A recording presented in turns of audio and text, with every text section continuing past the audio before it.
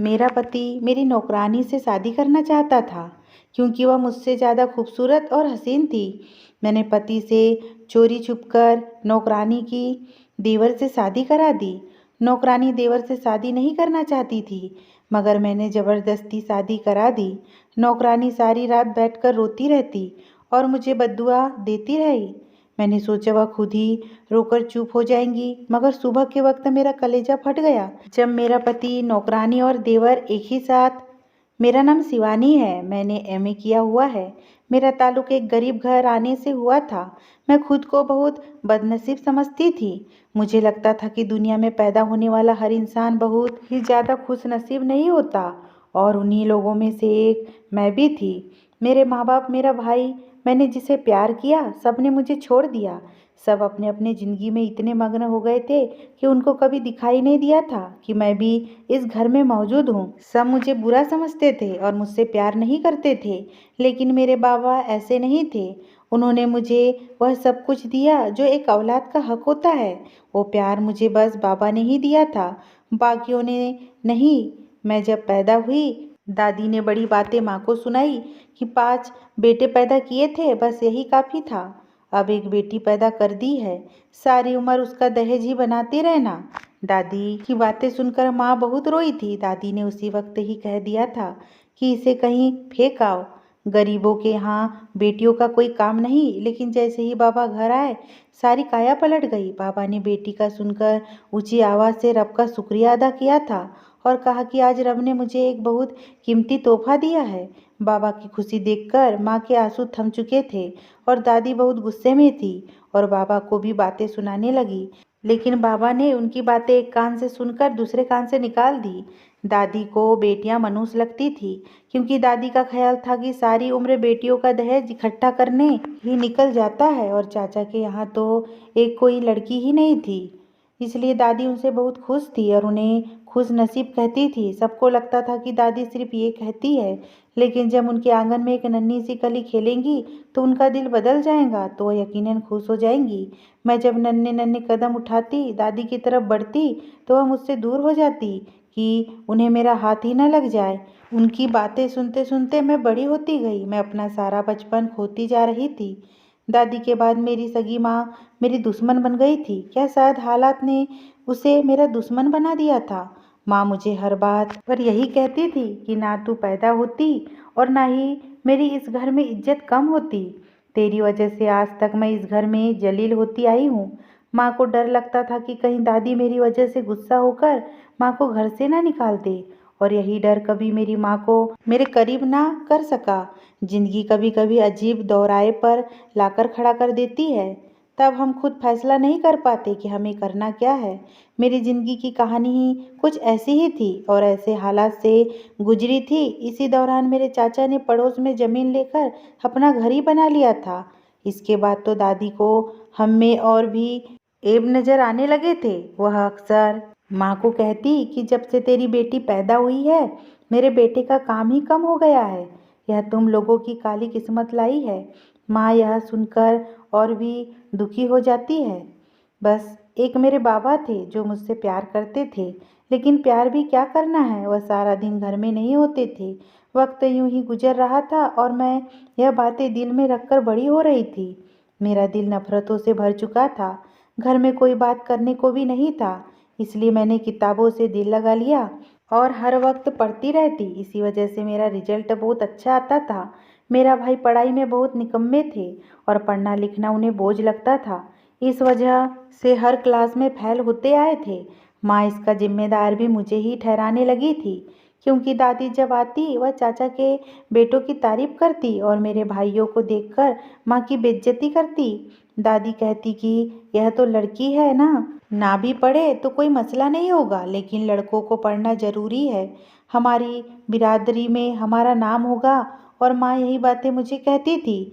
मैं जब भी पढ़ने बैठती, वह मुझे किसी न किसी काम को कह देती ताकि मैं अब पढ़ ना सकूँ। वो कहती, तू हर साल फर्स्ट आ जाती है और इस वजह से सब तेरी तारीफ करते हैं, और जब तेरे भाइयों की बात आती है तो हमारी बड़ी बेइज्जती होती है। माँ की यह बातें सुनकर मैं चुप हो जाती। मैं सोचती थी कि माँ यह क्यों नहीं सोचती कि अगर बेटी पढ़ रही है तब भी तो हमारे खानदान का नाम ऊंचा ही हो रहा है। इसमें कौन सी हमारे खानदान की बदनामी हो रही है। माँ को कौन समझाता। बाबा समझाने की कोशिश करते थे लेकिन माँ उनसे भी लड़ पड़ती थी। माँ कई बार मेरी किताबें भी फाड़ चुकी थी लेकिन अब जैसे मुझे पढ़ने की जिद हो गई थी इसलिए मैंने स्कूल में पढ़ना शुरू कर दिया था। जब रात को सब सो जाते तो चुपके से मैं उठकर पढ़ने लगती और मेरी यह मेहनत रंग लाई। मैं 10वीं में टॉप किया था और हमेशा की तरह पापा बहुत खुश थे लेकिन माँ और दादी के सीने पर सांप लौट रहा था। सारा मोहल्ला मेरे टॉप करने की बधाई देने आ रहा था जो पापा अकेले वसूल कर रहे थे क्योंकि मेरे भाई फेल हो गए थे और माँ इसी बात पर रो रही थी। उनके लिए यह सब बदनामी थी। इस दिन मुझे माँ से बहुत चिढ़ हुई थी और मैंने सोचा था कि अगर कभी मेरी बेटी हुई तो मैं उसे सर आँखों पर बैठा के रखूंगी और माँ जैसी फत्तर दिल नहीं बनूंगी। 10वीं हुई तो अब मेरे लिए रिश्तों की लाइन लग गई लेकिन बाबा ने कहा कि अभी वह मुझे पढ़ाना चाहते हैं। मैंने और भी पढ़ने का इरादा कर रखा था। मुझे स्कॉलरशिप भी मिल रही थी और हर कॉलेज में मुझ जैसी दिमागी तेज स्टूडेंट को हाथों हाथ ले रहे थे। इसलिए बाबा ने भाइयों को काम पर लगा दिया और एक दुकान खोल दी जिस पर वह मिलकर काम करते। अब रोज उनकी ड्यूटी थी कि दुकान खोलने से पहले भाई मुझे कॉलेज छोड़कर आते लेकिन यह सब 2 हफ्ते से ज़्यादा ना चल सका। माँ ने घर में तमाशा खड़ा कर दिया कि मेरे बेटे इस काम के लिए नहीं है। वह कोई किसी के नौकर नहीं है। अब मेरी जिम्मेदारी बाबा पर थी जो बीमार रहते थे इसलिए मैंने खुद आना जाना शुरू कर दिया था। रास्ते में लोगों की कई तरह की नज़रें खुद पर महसूस करती थी और सोचती थी कि जिस लड़की के पास जवान भाई है और वह सब कुछ झेल रही है, क्या यह भाइयों की इज्जत पर तमाचा नहीं था। ये तो डूब मरने का मुकाम था। मेरे साथ कई बार ऐसा भी होता कि कोई रास्ते में मुझसे नंबर मांगता तो मैं बढ़कर भागने लगती। अक्सर लोग तो मेरे डर का फायदा उठाकर मेरे पीछे लग जाते थे।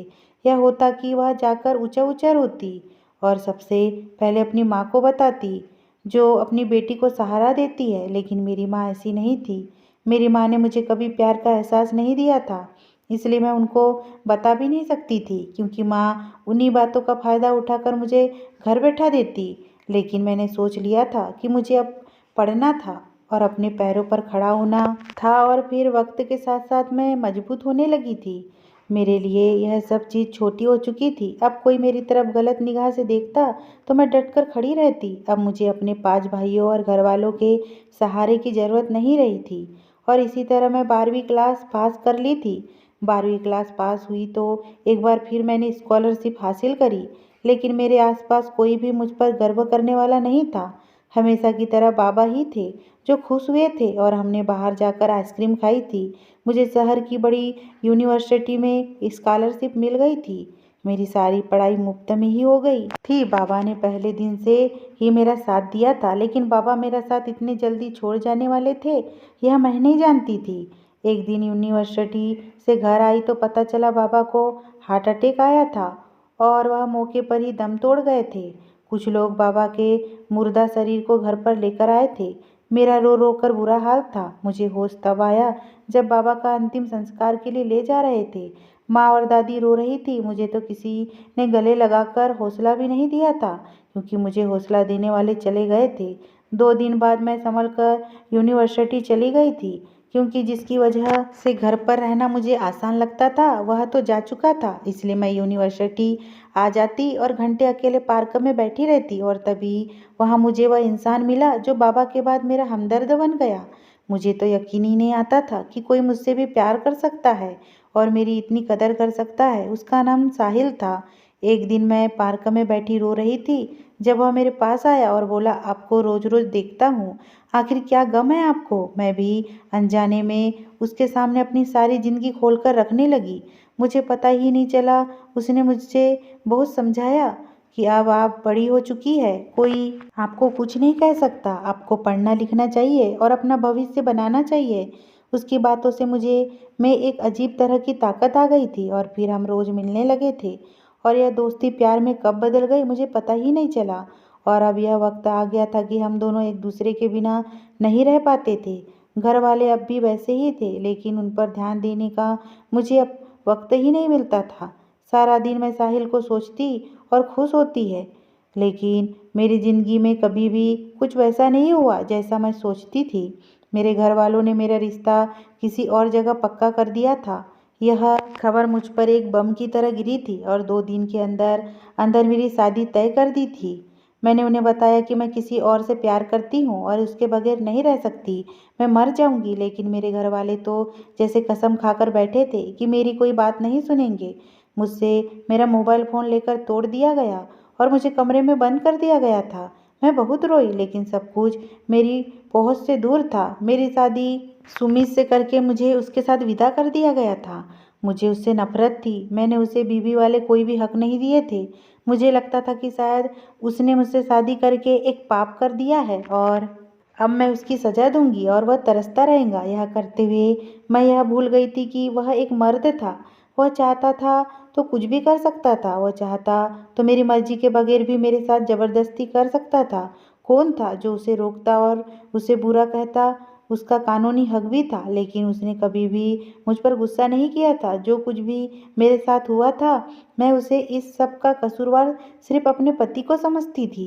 वह सारा दिन काम के बाद घर आता तो कभी खाने में नमक मिर्ची बढ़ा देती, यह तो खाना जला देती, लेकिन वह फिर भी खा ही लेता। हर महीने वह मेरा खर्चा मेरे हाथ पर रख देता। वह रकम अच्छी खासी होती थी। मैं इससे काफ़ी अय्याशी कर लेती।